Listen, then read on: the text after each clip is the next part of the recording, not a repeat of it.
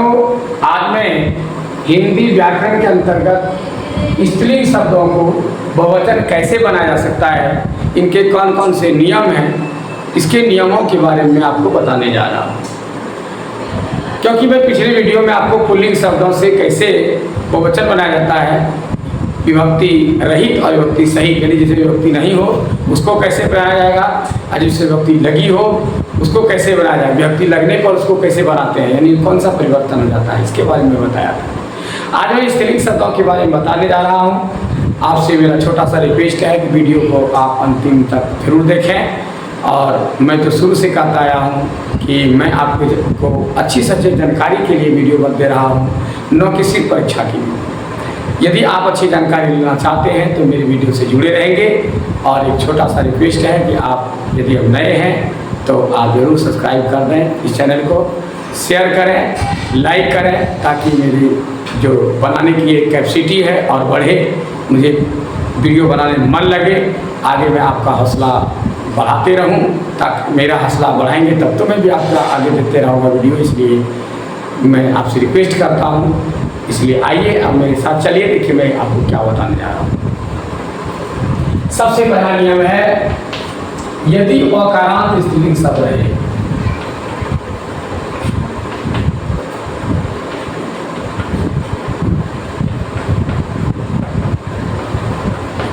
यदि अकारांत स्त्रीलिंग शब्द रहे तो अकारांत को बहुवचन बनाने के लिए हम क्या करेंगे, एक वचन शब्द रहे तो उसको बहुवचन बनाने के लिए क्या करेंगे,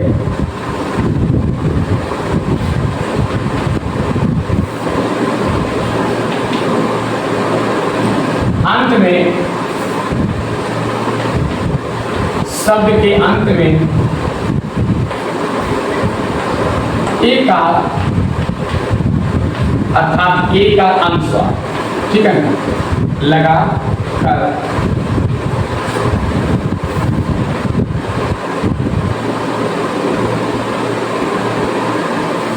लगा सकते हैं।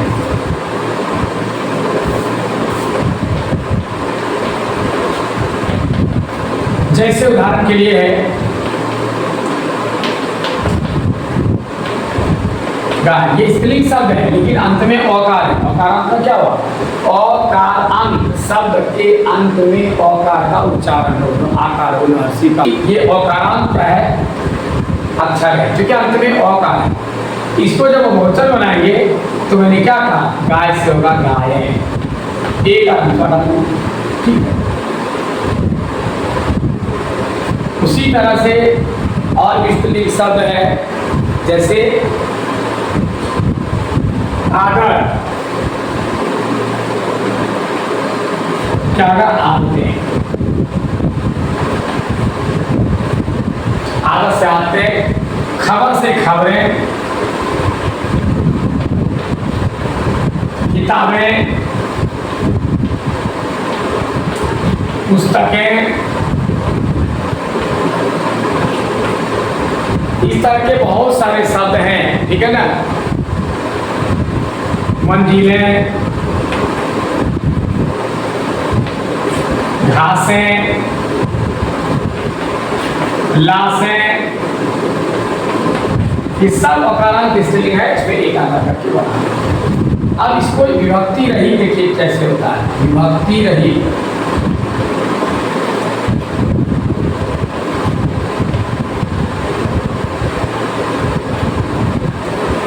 ये गायें चल रही हैं,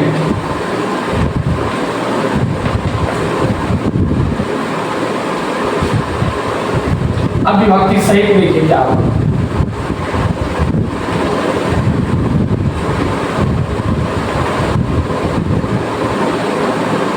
इन गायों की दूध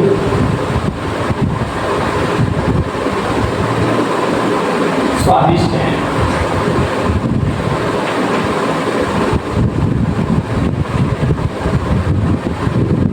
अब देखिए, ये विभक्ति नहीं है तो गायन होगा, सिर्फ कोई चीज लगा रही है, इसमें जब चीज लगा तो क्या गाय से गायन। याद रखिएगा, जब विभक्ति लग जाए तो क्या होगा ओम, ओ अंश ओम। ठीक है। अब दूसरा नियम देखिए,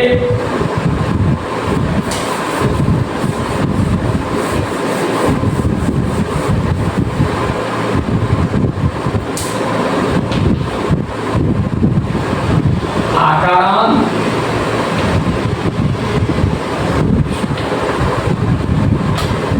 हर्षईकारांत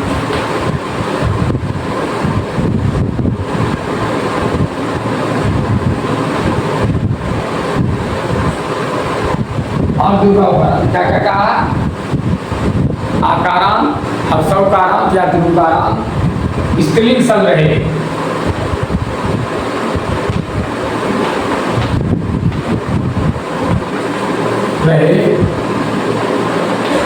तो शब्द के अंत में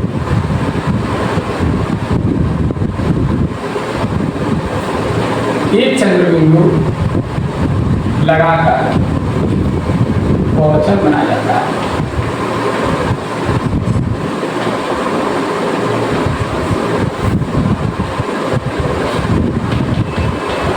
अब देखिए क्या कहा मैं उदाहरण के लिए, आप समझिए, यदि आकारांत शब्द हो, ठीक है, या हर्षुकारांत हो या द्विरूपाकारांत, इन सब के लिए क्या करेंगे हम? बहुवचन, एक वचन शब्द को बहुवचन बनाने के लिए एक चंद्रबिंदु जोड़कर बनाएंगे। जैसे लता है तो लताएं होगा, भाषा है भाषाएं होगा, ये आकारांत है। उसके बाद है आपका हर्षईकारांत, हर्षईकारांत हो जाता है नदी, नदी नहीं होगा। हर्षईकारांत में आपका हो जाएगा हर्षौकारांत, हर्षईकारांत नहीं, हर्षौकारांत, गलती बोला क्या, माफ करना, हर्षौकारांत। ठीक है, हर्षौकारांत है तो क्या होगा? जैसे ये, हाँ, हर्षौकारांत हो गया ऋतु, ऋतु से क्या होगा? ऋतुएं। और बहु से क्या होगा? बहु आता है तो क्या होगा? बहुए। गुरु का लगने पर हर्षु को बदल जाता है, क्योंकि विचार में अंतर जाता है। बहु में बहु जोड़ पड़ता है, ध्रुव का, अगर बहु में बोले तो जोड़ खत्म हो गया, हर्ष हो गया, हर्ष का हो गया। इस तरह से आप देख रहे हैं, आकारांत का ए लगा, आकारांत है, सुकारांत है, ध्रुवकारांत का ए लगता है, सुकारांत। इस तरह से आकारांत, हर्षौकारांत, ध्रुवकारांत सब रहे तो उसमें क्या लगाएंगे हम? ए लगाकर इसको भावार्थक संज्ञा एक का लगाकर हम क्या करेंगे? इसको बहुवचन बना सकते हैं।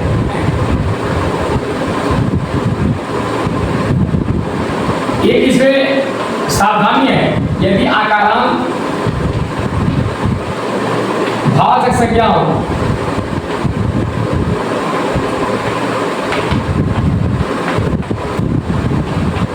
तो उसका कोई बहुवचन नहीं होता।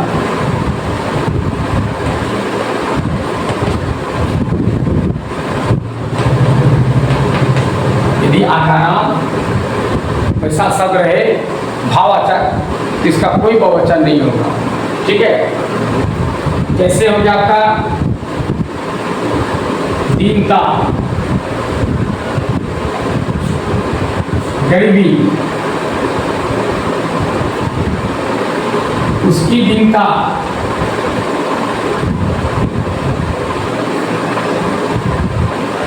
देखने लायक,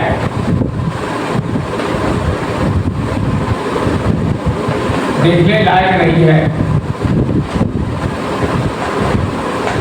देखिए एक वचन में प्रयोग किए, दीनता का वही प्रयोग हुआ। अब लिखा है उन लोगों की,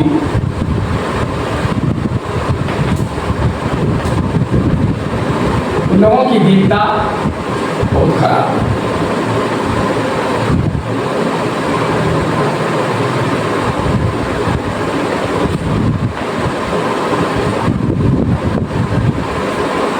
उन लोगों की दीनता बहुत खराब है। अब देखिए दोनों में ही प्रयोग क्या है? कोई बहुवचन नहीं हो, यानी भावार्थक संज्ञा आकारांत रहे उसका कोई बहुवचन नहीं होता। आइए आगे देखते हैं अगला नियम।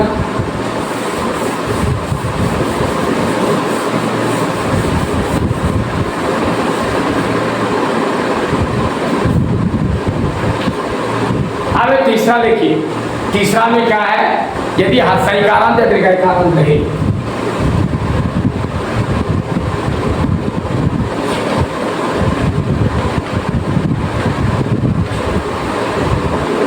एक वचन स्त्रीलिंग शब्द रहे,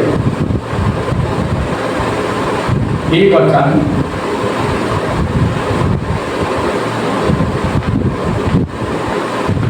रहे तो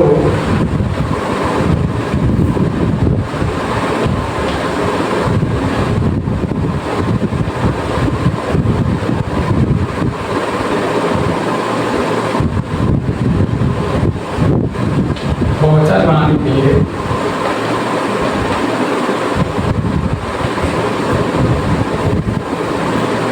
यो या ओम का प्रयोग होता है।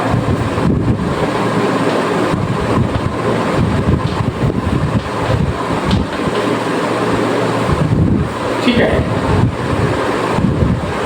आप अच्छी तरह इसको जान लें। यदि हर्षईकारांत दीर्घईकारांत रहे तो क्या होगा, या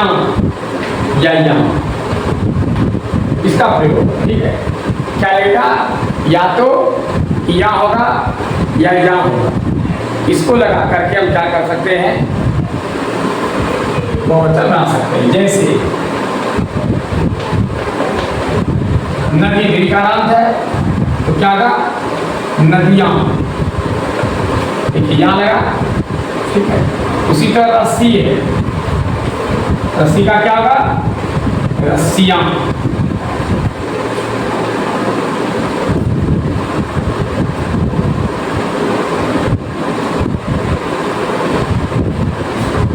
जो यहाँ क्या होगा, तिथियां होगा। इकाई, इकाई का वचन करेंगे क्या होगा, इकाइयां। ठीक है, इयां। ठीक है,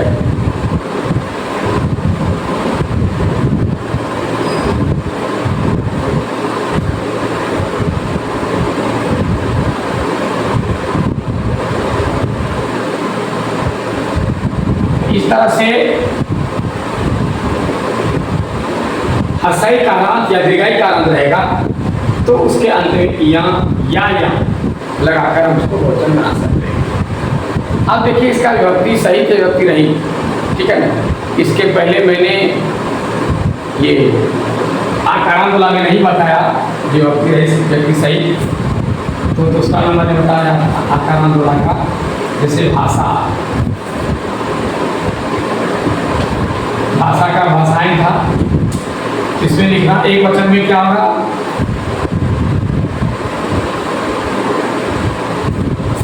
ये तीसरा नंबर बता रहा हूं, इसमें विभक्ति से रही, विभक्ति रही में क्या होगा,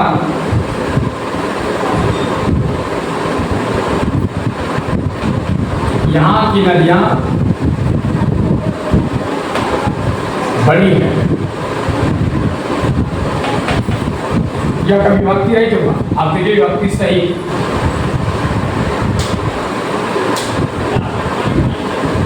नदियों का पानी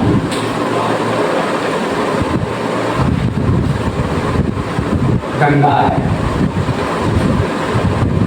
अब देखिए यहाँ की नदियां बड़ी है, ठीक है, नदियां अकेला है, इसके साथ कोई विभक्ति ची नहीं है, और यहाँ पर विभक्ति ची है। देखिए अंतर यहाँ था, यानी इससे निष्कर्ष आपका ये हुआ, जितना भी आपने बनाया इसे एक ही से निष्कर्ष निकला कि विभक्ति सहित जितना भी शब्द है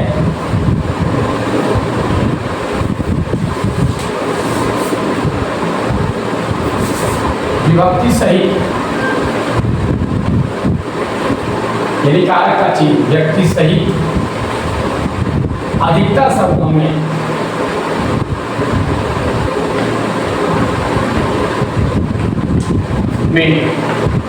यानी विभक्ति सही जो विभक्ति लगाकर उसको प्रयोग करते हैं, अधिकतर शब्दों में जाता है। तो एक ही